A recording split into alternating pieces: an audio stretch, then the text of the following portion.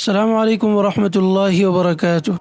افغانستان د طاقتور بادشاهانو او سلطنتونو د پاره قبرستان دی. ملګرو دا مشهور خبره ده او کېدای شي چې تاسو هم اورېدلې وي چې افغانستان د سلطنتونو د پاره قبرستان دی. لیکن ملګرو تاسو د دې خبرې په حقیقت باندې پوه یئ چې افغانستان د قبرستان ولې ویلې کیږي. د دې خبرې په شا باندې ډیر لوی او اوږد تاریخ پروت دی. د افغانستان داسې خاوره ده چې دې ته د هرې زمانې طاقتور بادشاه راغلی دی او په دې باندې د قبضې کولو خواهش کړی دی. لیکن د تعجب خبره دا ده چې دې خلکو ته همیشه دلته شکست میلاو شوی دی.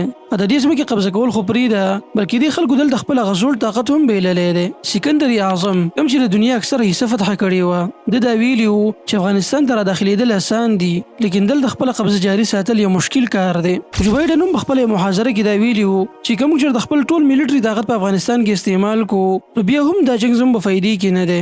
ملګرو د دې ټولو طاقتورو خلکو افغانستان ته راداخلېدل او دلته د دوی ناکامي دا هر څه به تاسو سره په دې ویډیو کې وړاندې کوو. نو راځئ زموږ سره.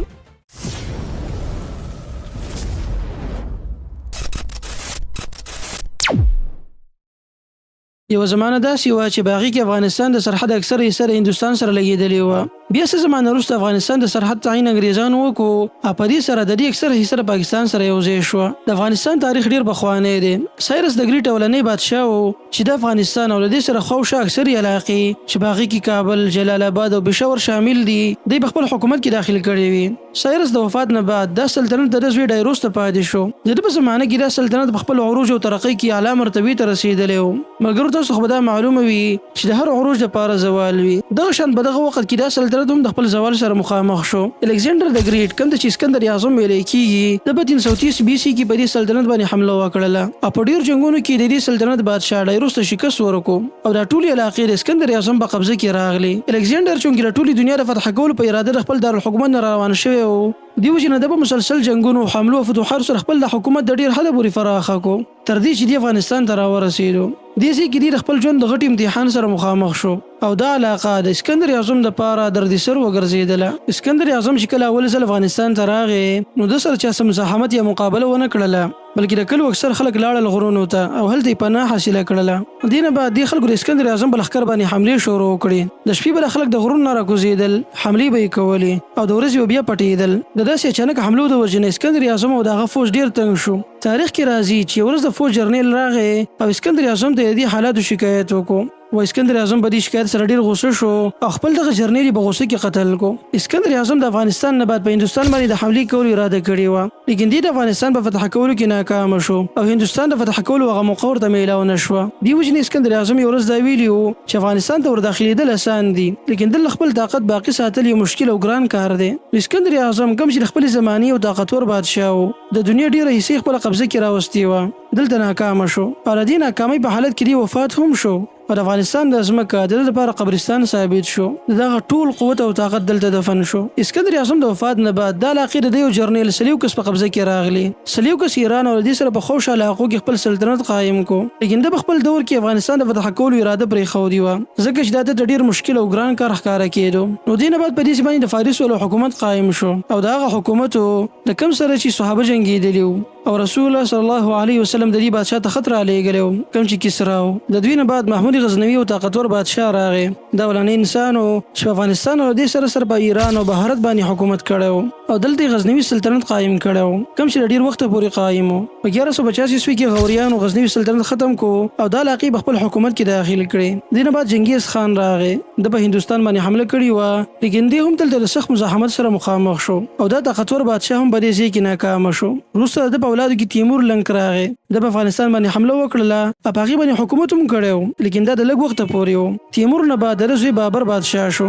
د کابل په خپل حکومت کې داخل کړی و لیکن دلته د مسلسل بغاوتونو د وجې نه دوی په امن سره حکومت ونه کړو. دې نه بعد د نادر شاه حکومت په دې ځای باندې راغی. نادر شاه د لږ وخته پورې حکومت وکړو او بیا وفات شو. د ده د وفات نه بعد د احمد شاه درراني تخنشین شو. د ټول افغانستان په خپل حکومت کې داخل کو او دا دویم طاقتور بادشاه دی چې په افغانستان حکومت کړی دی او د دې خلکو هم د حکومت قبول کړی و. د 19 صدۍ په مابین کې برتانیه په هندوستان باندې قابض شوه. دغه وخت کې د برتانیې روس په مابین کې جنګونه روان وو. د برتانیې سردار پیدا شو چې روس په افغانستان باندې چرته حمله ونه کړي او که داسې چرته وشوه نو دې سره به د برتانیې قبضه په هندوستان باندې مشکل شي. دې وجې نه برتانیې په افغانستان باندې 3 حملې وکړې ردی حملو په نتیجه کې افغانستان د دوی په قبضه کې راغی، لیکن افغانانو دلته مسلسل حملې او بغاوتونه شروع کړل او د دې د وجې نه د دوی لپاره دلته قبضه برقرار ساتل ډیر مشکل شو. د دې مشکلاتو د حل لپاره برتانیې د افغانانو سره صلح وکړه او د افغانستان لپاره سرحد مقرر کړ د ډیورنډ لاین په نوم باندې، کوم چې د پاکستان او افغانستان په منځ کې دی. برتانیې د افغانستان ووتله او د دې حکومت امیر عبدالرحمن ته پرېښود. دینه بعد په 1979 کې روس حمله وکړه په افغانستان باندې، لیکن په افغانستان باندې خپل قبضه برقرار ساتل ګران دي. په دې خبره باندې روس پوه شو، لیکن لس کاله بعد روس په افغانستان باندې حمله ولې کړې و. د دې وجه دا و چې په 1920 کې په افغانستان باندې د امان الله خان حکومت و، چې د حکومت سیکولر نظریه والو دی وجه افغانستان کې موجود دینی طبقه ولا خلک د امان الله خان ناراضه شو. کله چې د دوی په منځ کې اختلافات سیوا شو، دوی خپل حکومت د بچاو لپاره د روس نه مدد طلب کو. د دې وجې نه په 1979 کې روس په افغانستان باندې حمله وکړه. روس دلته هوایي او ځمکي ډیر اپریشنونه وکړل، لیکن بل طرف ته ایران، سعودي عرب او امریکا دوی د طالبانو حمایت وکړو. دوی ته اسلحه هم په ډیر مقدار کې فراهم کړه. روس په افغانستان کې لس کاله تیر کړل. په دې دوران کې دوی دلته خپل ټول طاقت استعمال کو. روس په دې خبر باندې پوه شو چې افغانستان کې جنگ کول د دوی په فائدې کې نه دي، بلکې برعکس د دوی اکانومي په ډیره خساره کې د دې جنگ د وجې نه. بل اخر دوی په 1988 کې د خپل فوج د واپس کولو اراده وکړه. دا په سیره دوی لپاره به حد شرمناک شکست و. روس خپل ټول طاقت د صرف کولو باوجود دلته ناکام شو. د دې ناکامۍ د وجې نه روس ډیرو ټوکړو ته تقسیم شو. روس کوم چې د خپل زماني او سوپر پاور طاقت د نور ملکونو په مقابله کې ډیر روس ته پاتې شو. روس ته واپس نه بعد په 1990 کې د طالبانو حکومت شروع شو. 1995 کې دوی په هرات باندې قبضه وکړه او 1998 پورې تقریبا 90% افغانستان د طالبانو په قبضه کې راغلی و. د دې نه بعد په 2001 کې امریکا را داخله شو افغانستان ته. او د دې وجه دا و چې د امریکای په نسبت د 9/11 په واقعاتو کې اسامه بن لادن ملوث او طالبانو د افغانستان کې پناه ورکړې و. دی وجه نه امریکای د القاعده تنظیم د ختمولو لپاره په 7 اکتوبر 2001 کې افغانستان باندې حمله وکړه. خپل فوجونه افغانستان ته را داخل کړل. بل طرف ته طالبانو د دوی په خلاف د جهاد کولو اعلان وکړ. د دې په مابین کې د جنگونو اوږده سلسله شروع شو، کوم چې د 20 کالو پورې جاري و. نو ملګرو څنګه چې اسکندر اعظم ویلیو چې افغانستان ته را داخلېدل آسان دي، لیکن د خپل قبضه جاري ساتل ګران دي.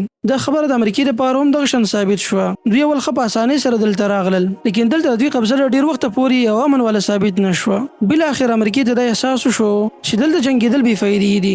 دوی مذاکرات وکړل، افغانستان نه واپس شو. نو ملګرو د افغانستان هغه تاریخ دی چې انسان له حیرت کې اچونکی دی. د افغانستان په ځمکه باندې سوپر پاور طاقتونه ولې ناکامیابیږي؟ د دې وجه په دې کې د اوسیدونکو خلکو سعادتونه دي. په دې ځمکه باندې کوم خلک اوسېږي دوی کې اولنی عادت دا دی چې دوی د دشمن په خلاف اچانک جنگ نه شروع کوي، بلکې کله چې دشمن قابض شي دوی د جنگ ابتدا کوي. بل دا داسې خلک دي چې په غرون کې د اوسېدل عادي دي. او بل خوبي دا ده چې دوی سخت زړه والا خلک دي. د دوی د عمر اکثره حساب جنگونو کې تیر شوی ده. د دې وجه نه جنگ کول او پاغي کې مړی کېدل د دوی لپاره یو عامه خبره ده.